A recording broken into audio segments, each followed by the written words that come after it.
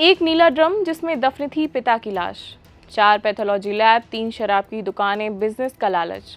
पर पिता ने कहा नीट की तैयारी करो। क्या हुआ उस रात, क्या चल रहा था उस 20-21 साल के घर के इकलौते लड़के के दिमाग में कि अपने ही पिता को नीले ड्रम में दफना दिया। आपको बताते हैं इस अमीर परिवार की खौफनाक सच्चाई। नमस्कार, मेरा नाम है कात्यायनी मिश्रा और आप देख रहे हैं पिपलिक टाइम। लखनऊ के आशियानी इलाके में परिवार के अंदरूनी खींचतान की वो दर्दनाक कहानी जिसने सबको सोचने पर मजबूर कर दिया। एक तरफ सफल कारोबारी पिता थे जिनके पास 4 पैथोलॉजी लैब, 3 शराब की लाइसेंस दुकानें थी। दूसरी तरफ बेटा जिससे पिता को उम्मीद थी कि वो डॉक्टर बनेगा, लेकिन वो खुद को कारोबारी समझने लगा। वो अपने आप को कारोबार संभालने के लायक समझने लगा था। बस यही टकराव अंततः उस रात को जन्म देता है जिसने पूरे परिवार को एक बार में बिखेर दिया। मूल रूप से जालौन जिले के रहने वाले मानवेंद्र सिंह ने लखनऊ में अपना कारोबार खड़ा किया था। पैथोलॉजी लैब का नेटवर्क बनाया, शराब की दुकानें चलाने से परिवार आर्थिक रूप से संपन्न माना जाता था, यानी अपर मिडिल क्लास और अमीर के बीच में। पत्नी के निधन के बाद मानवेंद्र की दुनिया उनके बेटे अक्षत और बेटी कृति तक सिमट के रह गई थी। परिवार के सदस्यों के अनुसार मानवेंद्र की सबसे बड़ी ख्वाहिश थी कि बेटा डॉक्टर बने। अक्षत ने 12वीं की पढ़ाई प्रतिष्ठित मालौट स्कूल से पूरी की।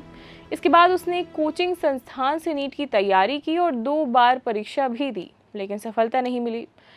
कुछ करीबियों का ये भी कहना था कि यही वो पल था जिससे पिता पुत्र के बीच तनाव की शुरुआत होती है। जांच में सामने आया कि अक्षत का झुकाव कारोबार की ओर था, लेकिन पिता का झुकाव डॉक्टर बनने की ओर था। परिवार के एक सदस्य ने नाम छिपाने की शर्त पर यह भी बताया कि अक्षत को लगता था कि बिजनेस पहले से स्थापित है और डॉक्टर बनने में तो सालों लग जाएंगे। वो तुरंत चाहता था कि वो बिजनेसमैन बनकर जाके गद्दी पर बैठ जाए, लेकिन पिता मानवेंद्र का मानना था कि बिजनेस तो है ही और वो चलता रहेगा, पहले पेशेवर पहचान जरूरी है। लेकिन ये मतभेद धीरे धीरे बहस और गंभीर विवाद में बदल गया। करीब 4 महीने पहले मानवेंद्र की पत्नी के घर से कीमती गहने चोरी हो गए थे। आपको बता दें, मानवेंद्र की पत्नी अब इस दुनिया में नहीं है। उनकी पत्नी के कीमती गहने घर से चोरी होने के बाद पहला शक कामवाली पर गया, लेकिन इस चोरी के पीछे की सच्चाई था अक्षत। बाहर से मामला शांत था, लेकिन पिता का भरोसा हिल चुका था।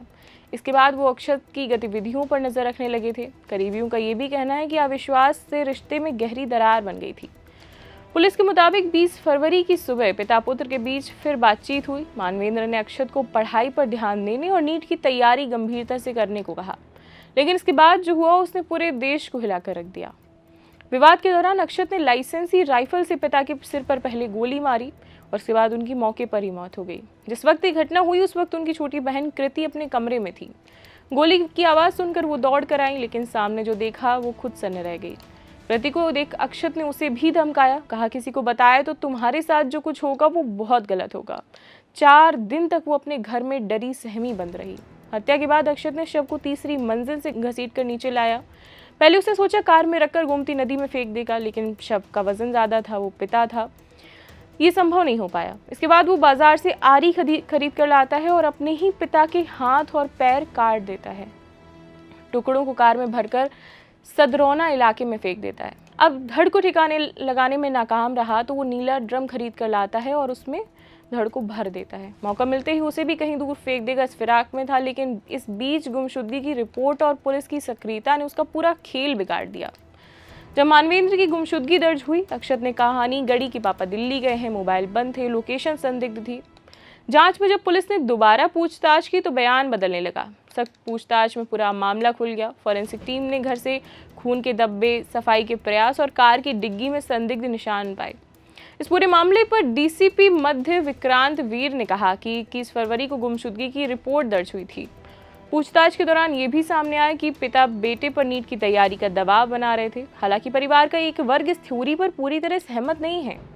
उनका कहना है कि असली वजह पिता का बेटे पर से उठता भरोसा और कारोबार को लेकर मतभेद था। मानवेंद्र सिंह ने पिता सुरेंद्र पाल सिंह उत्तर प्रदेश पुलिस से सेवानिवृत्त हैं और छोटा भाई भी पुलिस सेवा में है। पड़ोसियों के अनुसार अक्षत अक्सर अपने पिता की बंदूक को लेकर दिखावा करता था। ये बात भी अब जांच का हिस्सा है। इस पूरे मामले पर कुछ लोगों ने कहा कि अब वास्तविकता में कलयुग आ रहा है। खैर, इस पूरे मामले पर आप क्या सोचते हैं हमें कमेंट बॉक्स में ज़रूर बताइए। अभी के लिए इतना ही, धन्यवाद।